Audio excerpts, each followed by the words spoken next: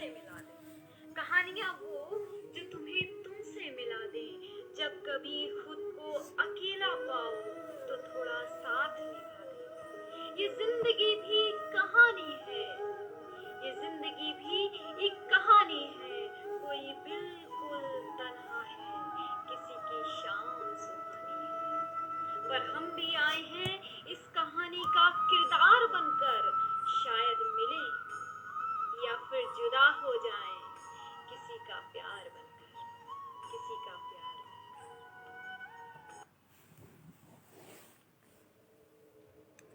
मैं हूँ सोनिका मिश्रा और हमारे कार्यक्रम कहानियों की रात में आप सभी का स्वागत है। तो आज मैं सुनाने जा रही हूँ खुद की लिखी एक कहानी, एक अंधेरी रात। मित्रों, प्रस्तुत है एक अंधेरी रात पार्ट 3।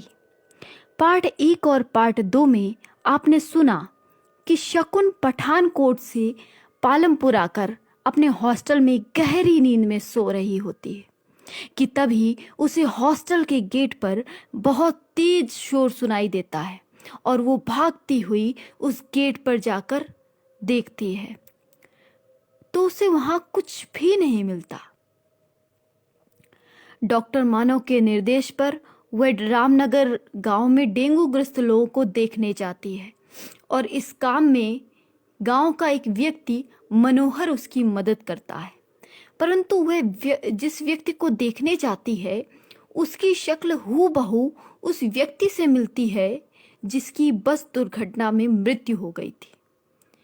अब वह हॉस्पिटल आ जाती है और कैंटीन में बैठकर चाय पी रही होती है। और फिर आगे एक अंधेरी रात पार्ट 3 में चलते हैं। शकुन कैंटीन में बैठी चाय की गर्माहट को ख्यालों में मिला रही थी कि तभी अमृता आ गई और बोली, शकुन, तेरा पेशेंट अब खतरे से बाहर है और सुन, तुझे डॉक्टर मानव याद कर रहे थे, जाकर उनके केबिन में मिल लेना।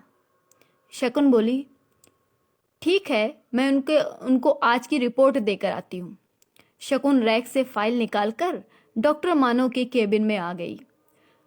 जैसे ही डॉक्टर मानव के केबिन में एंटर करती है वो क्या देखती है कि डॉक्टर मानव किसी किताब को डूब कर पढ़ने में लगे थे। शकुन ने उनसे अंदर आने की परमिशन ली और डॉक्टर मानव उसे देखते ही बोले, या Shakun, come and show the today's report. Doctor Manav report देखते हुए, wow Shakun, it's a great job, so today you can go home and take rest and from tomorrow you will look after Satyaram. Shakun, sure sir. इतना कहकर शकुन वहां से चल पड़ी और रास्ते में जाते वक्त उसे वही चाचा मिल गए जिन्होंने उसकी डेटा जुटाने में मदद की थी। उसे चाचा से उस व्यक्ति के बारे में पूछना चाहिए, यह सोचकर उसने उनको रोका और बोली, चाचा, मुझे आपसे कुछ पूछना था। मनोहर, हाँ बिटिया, बोलो। शकुन, क्या आप मुझे सत्याराम के बारे में बता सकते हैं कि ये कौन है और इसका क्या बैकग्राउंड है?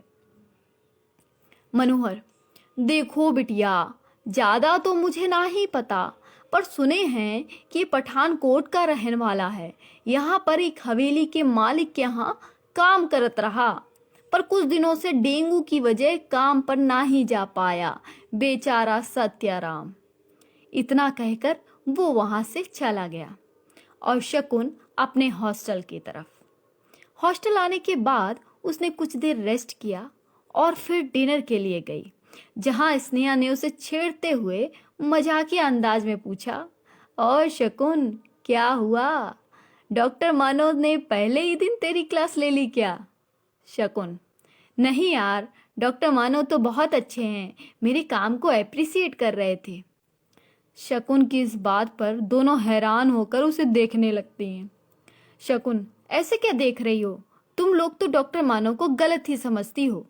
इतना कहकर वो अपने रूम में चली गई और अब वो कुछ पल डॉक्टर मानव के बारे में सोचने लगी कि आज जब वो उनके केबिन में गई तो डॉक्टर मानव जो किताब पढ़ रहे थे उसका शीर्षक था रामनगर की भयानक रात।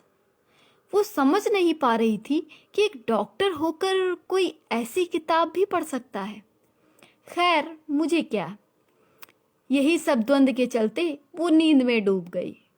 आज रात फिर एक शोर की वजह उसकी नींद खुल गई। चूंकि उसका रूम ग्राउंड फ्लोर पर था और खिड़की बाहर की तरफ, उसने देखा कि खिड़की के बाहर मनोहर चाचा हैं। मैंने कहा, क्या हुआ चाचा, आप यहाँ?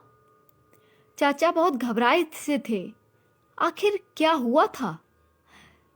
आखिर क्या ऐसा हुआ था जिसने चाचा को शकुन के पास आने पर मजबूर कर दिया? देखिए एक अंधेरी रात पार्ट 4 अगले मंगलवार। तो दोस्तों, अब आपसे हमारी मुलाकात प्रत्येक मंगलवार रात 9 बजे होगी। आप भी हमें अपनी कहानियाँ भेज सकते हैं हमारे Facebook page poem word with Sonika पर। चलिए आज के लिए हम आपसे विदा लेते हैं। शुभ रात्रि।